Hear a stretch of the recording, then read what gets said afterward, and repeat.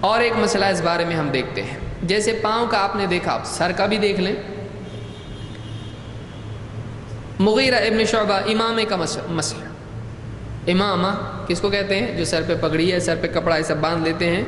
عرب میں عام طور سے آپ نے دیکھا ہوگا کہ سر پہ کپڑا ہوتا ہے، کچھ لوگ ایسا باندھتے ہیں، کچھ لوگ ایسا باندھتے ہیں۔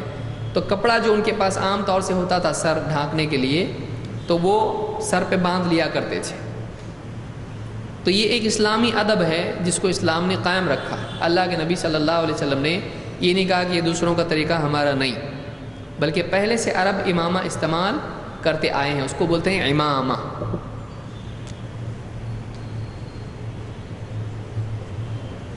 امامہ امامہ الگ ہے،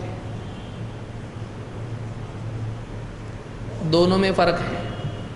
اب تجوید اگر آدمی کو نہیں آتی ہو تو ظاہر بات ہے دونوں بھی اس کے لیے کیا ہے؟ ایک ہی ہیں۔ لیکن یہ کیا ہے؟ امامہ یعنی امامت، جو نماز کی یا کسی اور معاملے میں ہوتی ہے۔ تو امامت جس کو ہم کہتے ہیں وہ یہ امامت ہے، الف والی۔ اور امامہ عین کے ساتھ میں وہ کون سا ہے؟ جو سر پہ کپڑا باندھا جاتا ہے، چاہے وہ پگڑی کی صورت میں ہو یا کسی اور صورت میں لپیٹا جائے، تو یہ امامہ ہے۔ اور یہ کیا ہے؟ امامہ۔ اس لیے تجوید سیکھنا چاہیے، ورنہ آپ بول رہے ہوں گے امامہ، میرا امامہ کہاں ہے؟ لوگ سوچیں گے آپ میری امامت کہاں ہے پوچھ رہے ہیں۔ تو دونوں میں فرق ہے۔ تو امامے پر مسح کرنا کیسا؟ کیا امامے پر مسح کر سکتے ہیں؟ مغیرہ ابن شعبہ رضی اللہ عنہ فرماتے ہیں ان النبی صلی اللہ علیہ وسلم توضأ، اللہ کے نبی صلی اللہ علیہ وسلم نے وضو کیا، فمسح بناصیتہ وعلی العمامة وعلی الخفین، تو اللہ کے نبی صلی اللہ علیہ وسلم نے مسح کیا اپنی پیشانی کا، اپنے عمامے پر اور اپنے خفین پر۔ اب اس حدیث میں تینوں ایک ساتھ آ گئے۔ ایک تو آپ نے پیشانی پر مسح کیا، یہ ہے پیشانی، اور آپ نے کیا کیا؟ بچا ہوا حصہ کہاں ہے؟ امامہ۔ تو آپ نے جو پگڑی باندھی ہوئی تھی یا سر پہ کپڑا آپ کے بندھا ہوا تھا، آپ نے اس پر بھی مسح کیا، یعنی سر کے اوپر تھوڑا سا حصہ آپ کا بالوں کا تھا کھلا ہوا، آپ نے یہاں سے شروع کر کے پورے کس پہ مسح کیا؟ امامے پر۔ اور آپ نے خفین پر بھی مسح کیا، خفین چمڑے کے موزے۔ اس کو امام مسلم نے روایت کیا ہے، اور بخاری میں بھی اسی کے قریب الفاظ سے روایت آئی ہے۔ اس سے کیا معلوم ہوتا ہے کہ امامے پر مسح اللہ کے نبی صلی اللہ علیہ وسلم کے عمل سے ثابت ہے۔ چاہے تو پورا صرف امامے پر کرے، چاہے تو پھر سر کے حصے سے شروع کر کے پھر امامے تک آدمی جائے۔ بلال رضی اللہ عنہ فرماتے ہیں ان رسول اللہ صلی اللہ علیہ وسلم مسح علی الخفین والخمار، اللہ کے رسول صلی اللہ علیہ وسلم نے خفین پر اور خمار پر، خفین پر اور خمار پر مسح کیا۔ مسح کے معنی کیا ہے؟ مسح،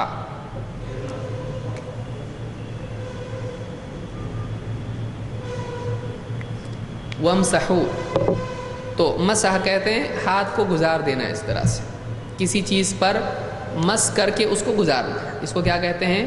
مسح۔ لیکن ایک دم یہ کرنا کیا ہے؟ یہ دھونا ہوا ہے۔ لیکن ایک آدمی ہلکے ہاتھ سے ہاتھ پھیر دے اس طرح سے، وہ کیا ہوا؟ اچھا، مسح گیلے ہاتھ کے اس کو مسح کہتے ہیں یا سوکھے ہاتھ کے اس کو؟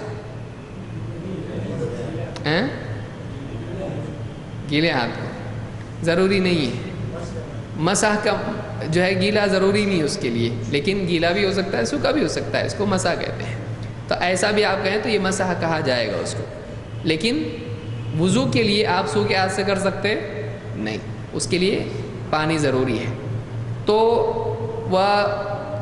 ان رسول اللہ صلی اللہ علیہ وسلم مسح علی الخفین والخمار، اس کو امام مسلم نے روایت کیا کہ آپ نے خفین پر مسح کیا اور خمار پر مسح کیا۔ خمار خمرہ، خمرہ عربی زبان میں خمرہ، خمرہ کا مطلب ہوتا ہے ڈھانپنا، اسی پر سے لفظ کیا ہے؟ شراب کے لیے لفظ کیا ہے؟ خمر، شراب کو عربی میں کیا کہتے ہیں؟ شراب کے معنی تو پینے کی چیز کو کہتے ہیں. تو پانی شراب ہو سکتا ہے؟ نہیں نا، نہیں، پانی شراب نہیں ہو سکتا ہے. عربی زبان میں ہر پینے کی چیز کو کیا کہتے ہیں؟ شراب. تو شراب کے معنی جو پی جاتی ہے چیز. تو پانی، شربت، زمزم.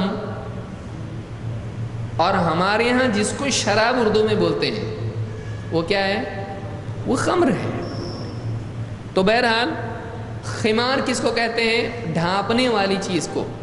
وَلْيَضْرِبْنَ بِخُمُرِهِنَّ عَلَى جُيُوبِهِنَّ. قرآن میں اللہ نے فرمایا وَلْيَضْرِبْنَ بِخُمُرِهِنَّ عَلَى جُيُوبِهِنَّ.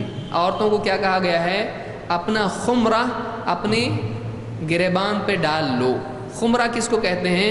وہ کپڑا جو سر سے لے کے چہرے تک اور سینے تک آ جائے. یہ کیا ہے؟ خمرہ.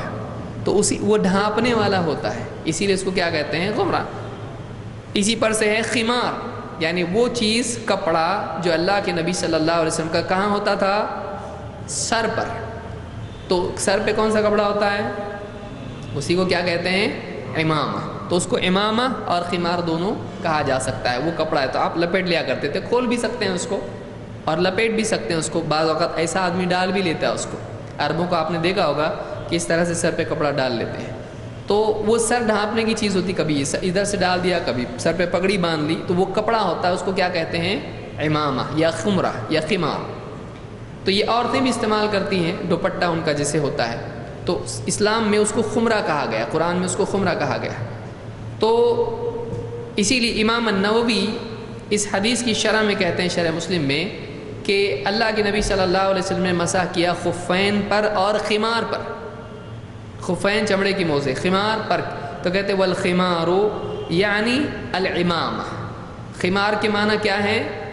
کیونکہ یہ عربی جاننے والے لوگ ہیں اس لیے کہہ رہے ہیں کہ خمار کے معنی ہے امامہ. لأنها تخمر الرأس ای تغطیہ، اس لیے کہ وہ سر کو ڈھانپتا ہے. تو خمرہ کے معنی ڈھانپنے کے آتا ہے، غطا کے آتے ہیں. خمرہ ای غطا عربی زبان میں غطا. تو اس کے معنی کیا ہے؟ ڈھانپنے کے. اسی طرح سے خمرہ اس کے بھی معنی کیا ہے؟ ڈھانپنے کے. اسی طرح سے سترہ اس کے بھی معنی کیا ہے؟ ڈھانپنے کے.